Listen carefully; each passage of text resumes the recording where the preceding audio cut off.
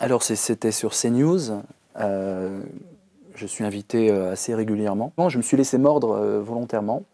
Et en fait, ils sont super connectés. C'est-à-dire que le but est de défendre un système où, lorsque les esclaves protestent, il faut frapper très fort pour faire des exemples. C'est un peu comme ça que j'analyse la répression envers les Gilets jaunes. Comment vous comprenez cette violence de Gilets jaunes?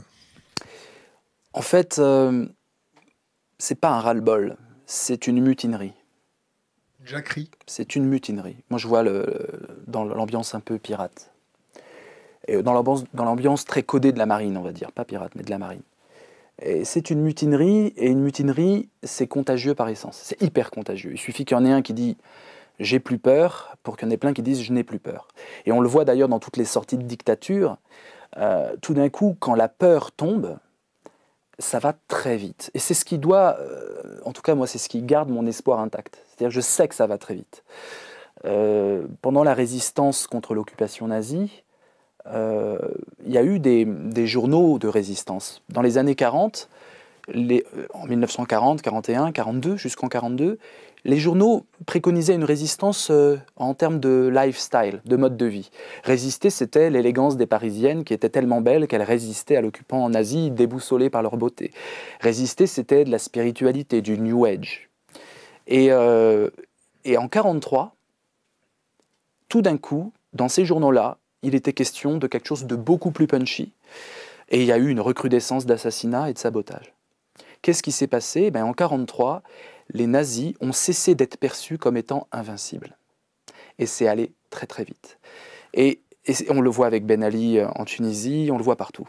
Ça va très très vite.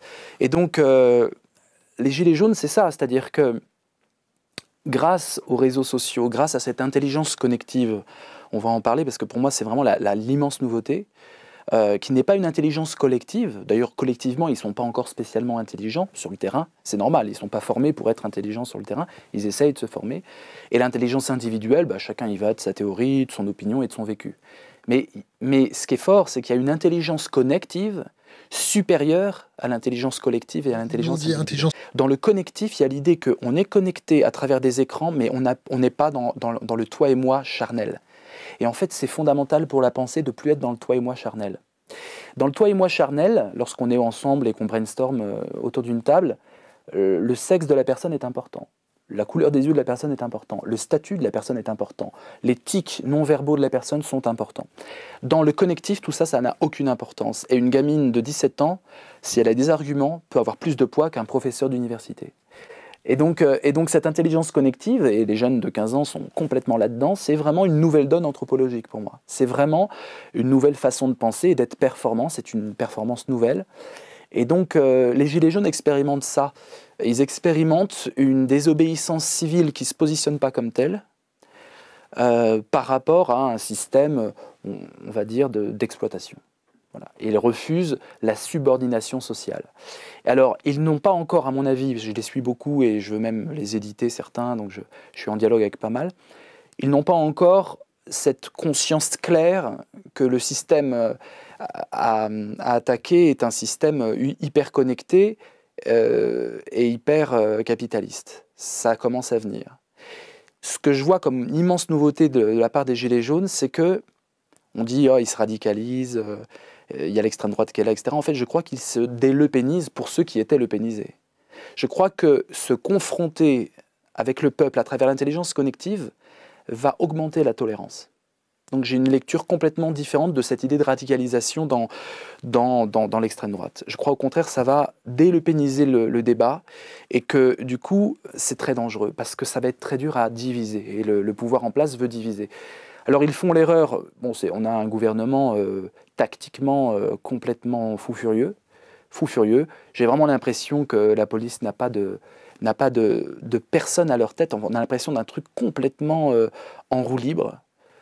Donc la répression est sordide et aujourd'hui à l'heure connective, ça circule extrêmement vite. Donc ils n'ont pas pris ça en compte. Ça reste une répression moderne alors qu'on est en cybermodernité. Ils n'ont pas compris ça alors qu'ils se voulaient modernes. En 68, on a vu ce qui s'est passé. La répression, les coups de matraque sur les étudiants ont mis l'opinion du côté des étudiants. Je crois que c'est exactement ce qui se passe. Donc, quelque part, je le dis avec un cynisme dialectique, merci à la répression. Sans la répression, le mouvement n'aurait pas duré longtemps. La répression fait que l'opinion aussi est de leur côté. Et donc, ce qu'on voit, c'est une mutinerie qui va être mondiale. Si je dois jouer un peu Nostradamus, je pense que ça y est, c'est fini. Je pense que les Gilets jaunes, avec les Gilets jaunes, dans un pays développé, dans un pays riche, même si les richesses ne sont pas réparties justement, on a un nom qui s'affirme face au système. Enfin, ça arrive. Je trouve le gouvernement Macron, il est dans le déni, il est dans la fuite en avant, dans la cavalerie, dans le... Le problème de ce gouvernement, c'est qu'ils ont acheté leurs députés, ils ont acheté tout le monde, et ils s'imaginent que l'argent peut tout acheter, y compris la paix sociale. Et ils sont dans un délire d'impunité. Ils n'arrivent même plus à critiquer une possibilité d'en sortir. Ça, c'est pour moi l'aliénation suprême. C'est un gouvernement d'aliénés. C'est-à-dire que même quand on valide le système, qu'on est absolument sûr qu'il faut être capitaliste, qu'il faut des différences sociales, qu'il faut être cynique, etc., on arrive quand même, si on est un tout petit peu intelligent, à penser d'autres systèmes possibles pour les combattre. Qu'ils ne comprennent pas la possibilité même d'une alternative. Quand on voit les députés, quand on voit les responsables de ce gouvernement, on a l'impression qu'ils ont le nez dans le guidon et ils sont totalement dans le système sans savoir qu'ils le servent. Et c'est pour moi le symptôme même de l'aliénation. C'est une obéissance, mais on ne sait même pas qu'on est en train d'obéir.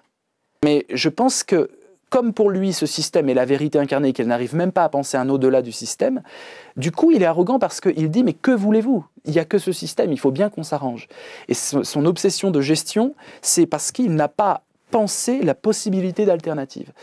Et la seule possibilité face à ça, c'est la violence. Il n'y a que la violence. Ça peut être de la claque dans la tête à quelqu'un, c'est-à-dire tu ne sais pas que tu es en train d'obéir, je te mets une claque dans la tête, du coup tu perds tes lunettes, tu te secoues la tête et tu vois une réalité alternative. Et puis au niveau social, la claque dans la tête, c'est les gilets jaunes. Les gilets jaunes, c'est une claque dans la tête d'un système qui ne se perçoit pas lui-même comme système d'aliénation.